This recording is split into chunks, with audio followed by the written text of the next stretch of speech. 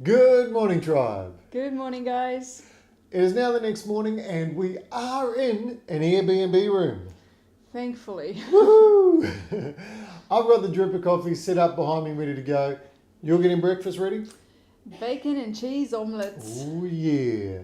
So while Tash is doing that, let me give you a run around our new place. So as you walk in the front door of this Airbnb, the first thing you're greeted with is the kitchen, where you can see Tash cooking that breakfast, smelling good. Directly to the left of the entrance is the bathroom.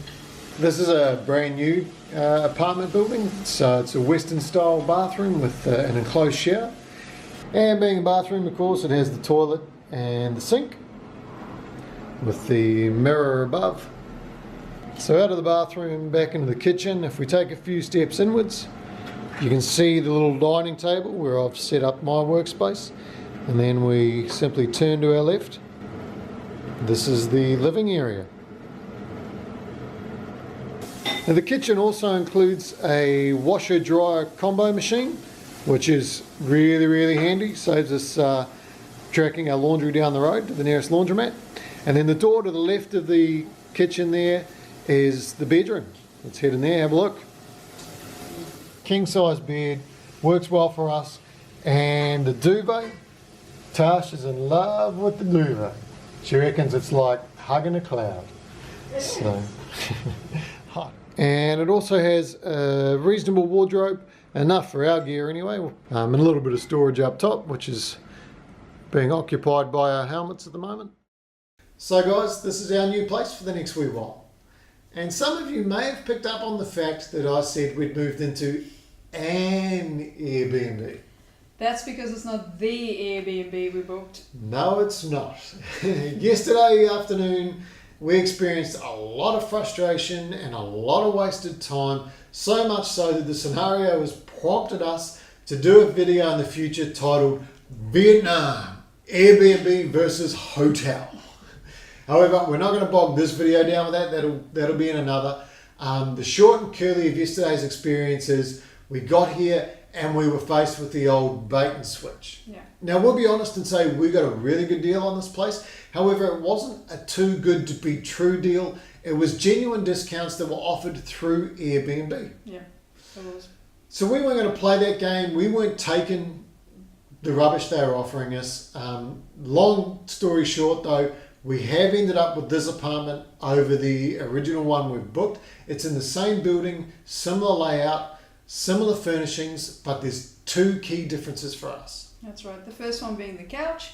As you can see, we're sitting on a lovely plush couch here, but it's Not the couch we were looking forward to. No.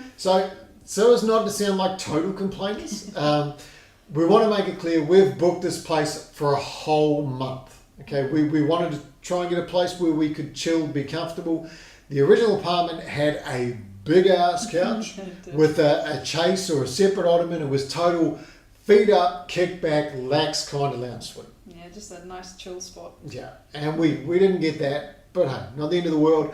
The other thing we've given up is We've lost out on the secondary dedicated workspace, which this apartment unfortunately doesn't have. It means Leon still gets the dining table, but I'm now stuck working on the coffee table. yeah, and that is a big thing because we are trying to do some work while we're here. However, it wasn't all total losses for us. There was one big win with this apartment, big enough that we were okay with giving up those other two. We got to level up. It turns out the apartment we originally booked was on level 2 and it sat right above the scooter parking, which meant we would have had all that noise. But this apartment is on level 4 and there's no noise and it's amazing. Yeah, we may actually get some sleep-ins if we can remember to turn the alarm off. So, yeah, that was yesterday's experience.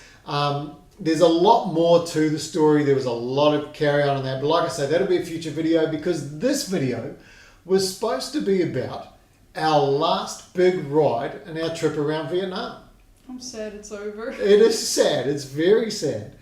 And yesterday's ride actually turned out to be a reasonably smooth ride. Yep. Not a lot of traffic. Nope. Shorter than we'd expected. Much shorter, yeah. But it didn't go without an adventure. No, it did not. There was one thing in yesterday's ride that we've only done once before in our entire road trip journey in Vietnam. And that was push the fuel to its absolute limits. Yeah. So if you've watched any of our other videos, you would know that our normal routine is ride a distance of about 150 kilometers and then it's eyes open, we're looking for the next gas station, pull in, fuel and back up. Yesterday we got to that 150k mark and we didn't see a gas station. No, we did. We just couldn't get to it. There was one on the other side of the road of a 6-lane motorway with a big concrete barrier separating. It was massive. And by the time we found a break in that barrier to try and do a U-turn, They were long gone. wasn't worth turning around. We honestly thought there's going to be one coming up soon. However, there wasn't. Our turn-off came up beforehand. When we took our turn-off, Google went a little spaz, had us ride the wrong way for a couple of k's before we thought something was wrong. And then we turned around. By the time we got to our accommodation and parked the bikes up, the fuel gauge, on my bike at least, had been sitting at the bottom of the gauge for quite some time. Same here, man. We got here on fumes.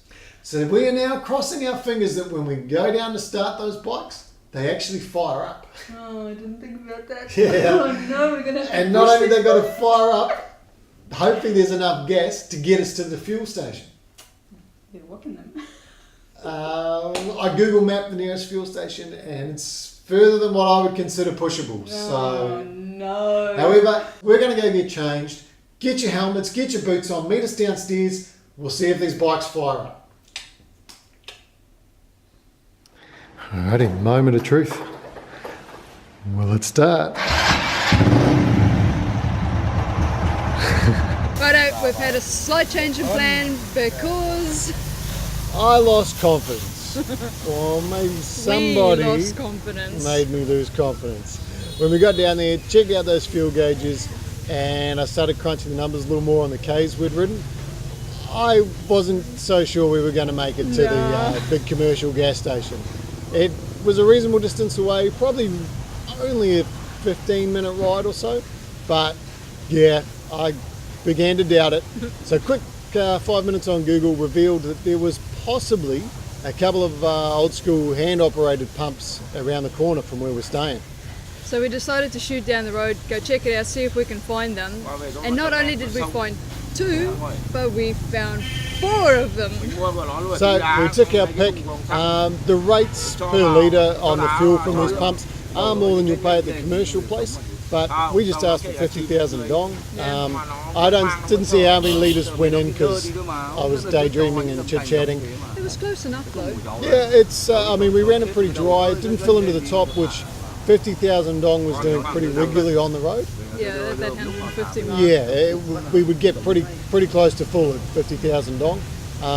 However, I certainly wouldn't say it was expensive. I'm happy with the amount of fuel we got, absolutely. and to be honest, no way we could Super stoked. complain. Yeah, stoked the brother was there to save us because it could have been a bit of a pain in the backside.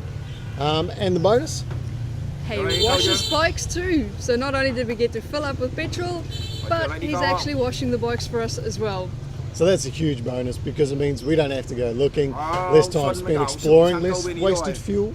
And the best part is, Honda's in that direction. So we continue on the way we came, probably 5-10 minutes up the road. We'll have Honda throw the bikes in for their last service, and at that point they should be ready to start advertising for sale. It is a little bit I'm sad, not ready for that. but hey, we knew the day was coming. I know. Still a little way off. We won't be getting rid of them right away. We have some time up our sleeve, so we certainly won't be giving them away either.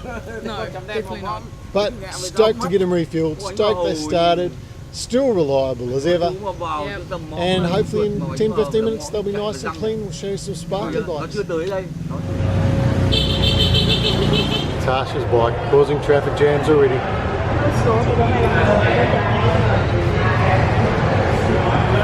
So now the bikes are getting their final service at the end of their final big trip in Vietnam.